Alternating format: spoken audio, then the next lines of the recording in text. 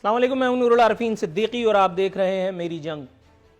बहुत बेआबरू होकर तेरे कूचे से हम निकले गाते हुए, गुनगुनाते हुए मलेशिया कुआलालंपुर से।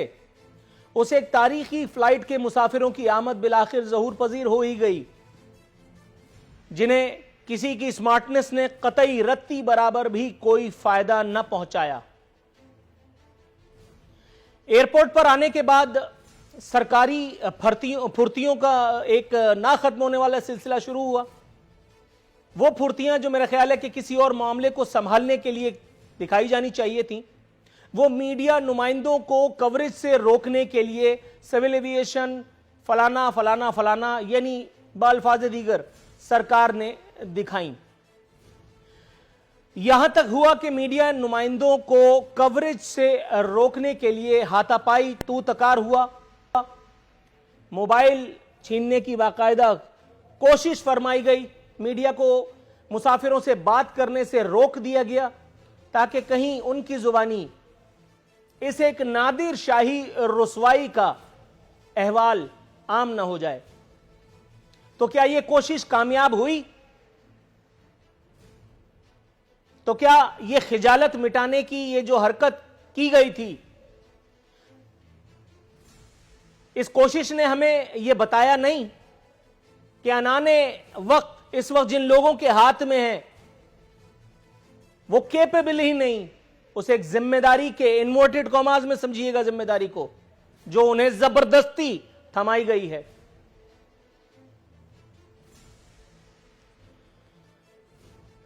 लेकिन अभी थोड़ी देर बाद इंशाअल्लाह ताला जब हमारे मेहमान आएंगे तो वो आपको बताएंगे खान साहब की ईमानदारी, उनकी दयानतदारी, आसिफ अली जरदारी की करप्शन, नवाज शरीफ के विद ऑल ड्यू रिस्पेक्ट मलऊन होने की जितनी कहानियां अब आपको वो सुनाएंगे। हालांकि ये मेरा कंसर्न नहीं है, ये मेरा कंसर्न नहीं है। हो सकता है खान साहब इस कुर्रा अर्ज के आखिरी, और मेरा यकीन है कि ऐसा ही है, कि वो आखिरी ईमानदार और दयानतदार आदमी है, यकीनन ऐसा ही है, जब भी तो उनके हाथ में अनाने इख्तिदार है। लेकिन इससे इस नुकसान की, इस एक जहनी अजियत की, इस एक जिल्लत और रुसवाई की भरपाई हो सकती है जो उन मुसाफिरों को हुआ। एक तो ग्रीन पासपोर्ट देकर के अपने उनको ख्वार किया है, वो ग्रीन पासपोर्ट जिसकी हुर्मत आपने दुनिया में उजागर करनी थी, लेकिन उजागर वो मेरा ख्याल है नेगेटिव अंदाज में ही हो गई।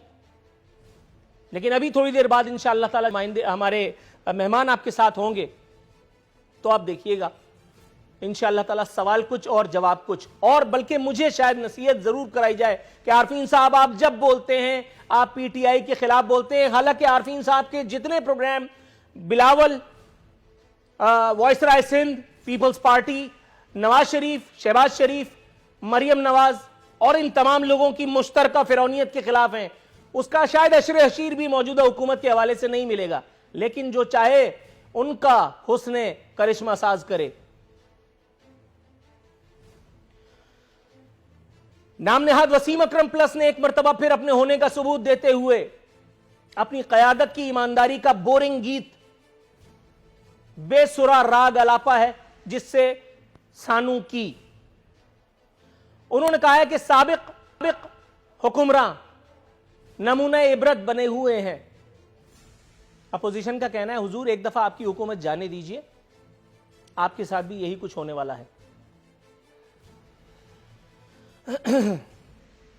कहते हैं कि तरक्की का सफर जारी रहेगा। अवाम पूछना चाह रही है किसकी तरक्की? किसी की हो या ना हो, लेकिन बहरहाल माजरत के साथ उस एक इन्वर्टेड कॉमास में नाम नेहाद खादिम की तो जरूर है, या उसके अगले पिछलों की, जिसके गांव में लाइट तक नहीं है, इसलिए हमने उसे वजीर आला पंजाब बना दिया। और आखिरी और एक इंतहाई अहम मजाक पाकिस्तान पीपल्स पार्टी के चेयरमैन बिलावल भुट्टो जरदारी की जानिब से किया गया, जब उन्होंने अपनी बजला संजी का और जिंदा दिली का सबूत देते हुए फरमाया है कि हुकूमत को गिराने के लिए तमाम तर कानूनी जिसको कहते हैं वो हुज्जत तमाम की जाएगी, चाहे वो पार्लियामेंट में हो चाहे वो अदलिया में। हुकूमत मुखालिफ तहरीक लाने का इंदिया दिया है उन्होंने, और शायद इसे एक काम के जरिए उन्होंने ये तासुर देने की कोशिश की है कि वो अब भी पीडीएम के साथ हैं। हालांकि पीडीएम और मौलाना फजलुर रहमान को भी पता है कि ऐसा बिल्कुल नहीं है।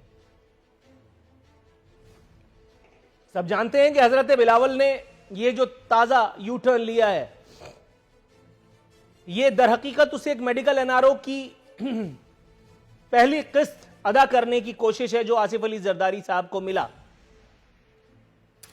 उन्होंने फरमाया कि पीडीएम इलेक्शन कमीशन के बाहर एहतजाज करेगी, ताहम उस एहतजाज में अपनी अदम शिरकत और वो जो जोराने में उनके साथ हुआ, जिसमें उनको जाना था और वो नहीं गए, उसके बारे में एक लफ्ज भी बयान करने से वो गुरेजा रहे।